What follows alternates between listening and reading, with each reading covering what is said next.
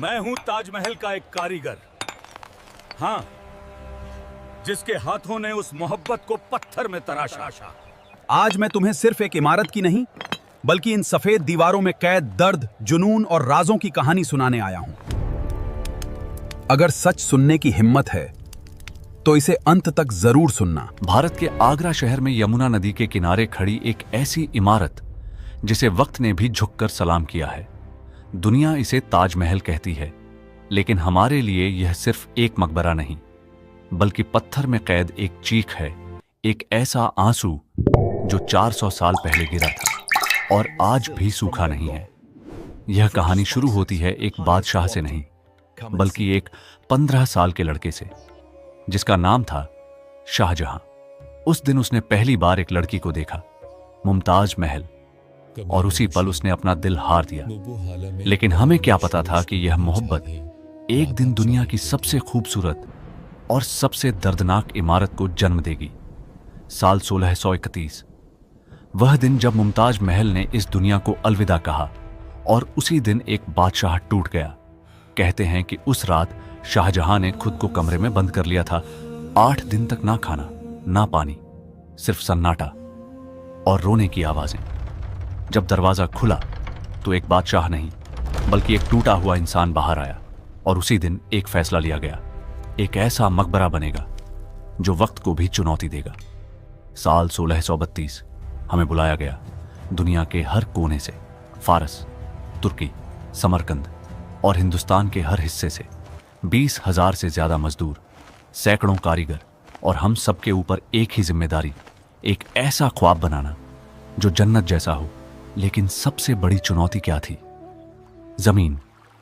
यमुना नदी के किनारे की नरम दलदली जमीन, जहां इतनी भारी इमारत खड़ी करना नामुमकिन था। लेकिन मुगल इंजीनियरों ने हार नहीं मानी। उन्होंने जमीन में गहरे गहरे कुएं खोदे, सैकड़ों कुएं, और उन्हें पत्थरों और लकड़ी से भर दिया ताकि नींव मजबूत बन सके। आज भी मॉडर्न इंजीनियर इस तकनीक को देखकर हैरान रह जाते हैं। फिर शुरू हुआ असली काम, पत्थरों का सफर। राजस्थान के मकराना से सफेद संगमरमर लाया गया, जो इतना शुद्ध था कि चांदनी में चमक उठे। लेकिन समस्या थी 400 किलोमीटर की दूरी, ना ट्रक ना ट्रेन, सिर्फ हाथी और इंसान। लगभग 1000 हाथियों की फौज, भारी भरकम बैलगाड़ियां और हजारों मजदूर दिन रात चलते रहते थे। आगरा पहुंचने के बाद भी काम खत्म नहीं हुआ।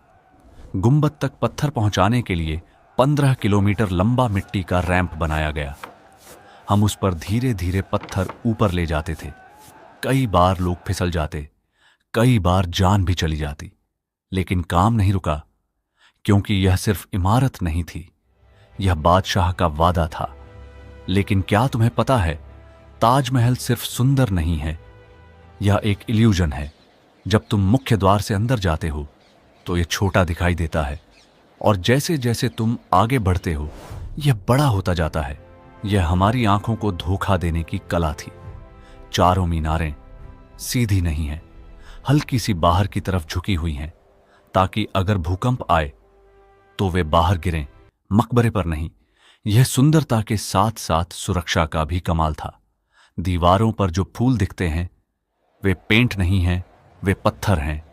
28 तरह के कीमती पत्थर अफगानिस्तान, तिब्बत, चीन, श्रीलंका, दुनिया भर से लाए गए।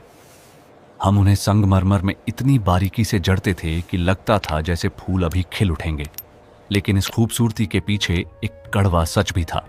दिन रात काम, थकान, चोटें और कई बार मौत। लेकिन इतिहास में हमारे नाम नहीं, सिर्फ बादशाह का नाम लिखा गया।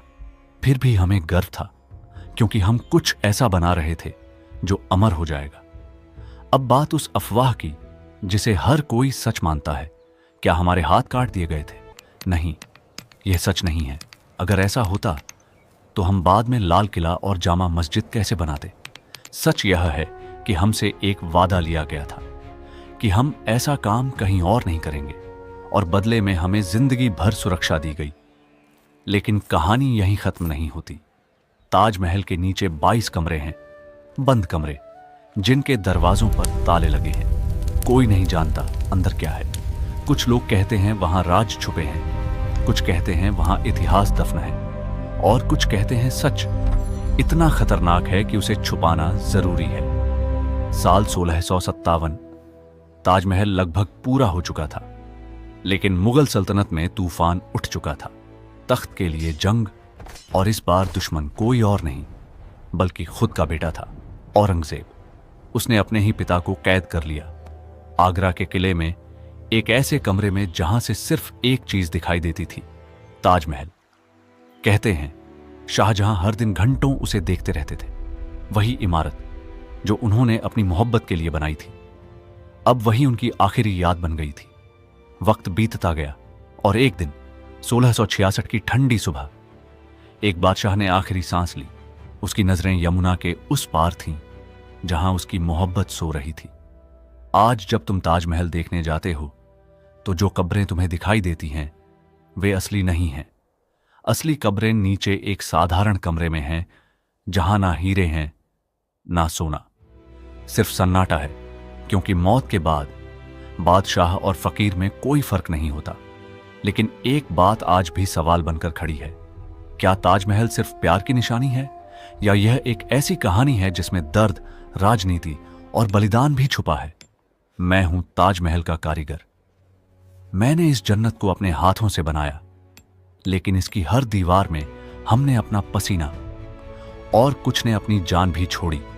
आज लोग इसकी खूबसूरती देखते हैं, लेकिन हम उसकी कीमत जानते हैं। अगर आपको यह कहानी पसंद आई हो तो वीडियो को लाइक करें, चैनल को सब्सक्राइब करें, क्योंकि इतिहास के ऐसे ही छुपे हुए सच हम आपको बताते रहेंगे। और अगली बार जब आप ताजमहल देखें तो सिर्फ उसकी खूबसूरती नहीं, उसके पीछे छुपा दर्द भी महसूस करें।